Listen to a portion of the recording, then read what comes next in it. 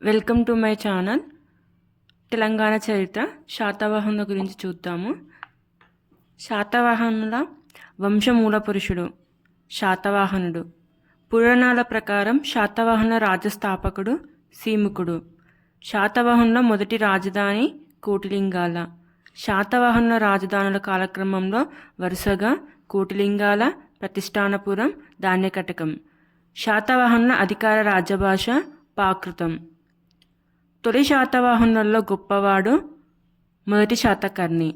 శాతవాహనులలో గొప్పవాడు గౌతమిపుత్ర శాతకర్ణి. శాసనాల ప్రకారం శాతవాహనుల చివరివాడు మూడవ పులోమావి. పురాణాల ప్రకారం శాతవాహనుల చివరివాడు నాలుగవ పులోమావి. శాతవాహనుల మతం జైనం, బౌద్ధం, హైందవం. శాతవాహనుల శిల్పకళ ఫణిగిరి శిల్పకళ. శాతవాహనుల కాలం నాటి విదేశీ యాత్రికుడు మొగస్తనీస్. నగర నిర్మాత రెండవ పులోమావి, నవనగర స్వామి, ధాన్యకటకం, ధరణికోట నిర్మాణం. శాతవాహనుల గ్రంథాలు రచయితలు గ్రంథాలు గుణాఢ్యుడు బృహత్కథ పైశాచిక భాషలో రచించాడు. శర్వవర్మ కాంతంత వ్యాకరణం, ఇది సంస్కృత వ్యాకరణం.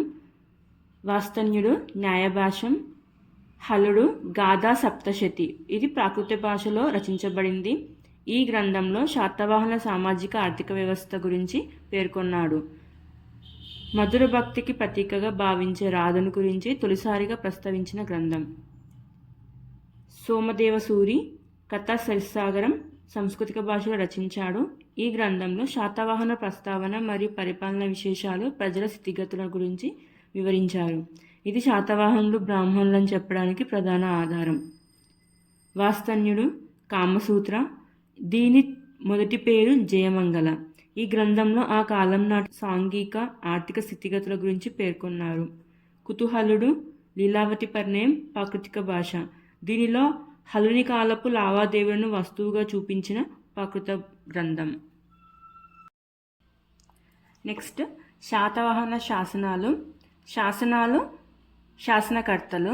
నానాగఢ్ శాసనం దేవి నాగరిక. కన్హేరి శాసనం కన్హుడు. నాసిక్ శాసనం గౌతమి బాలశ్రీ.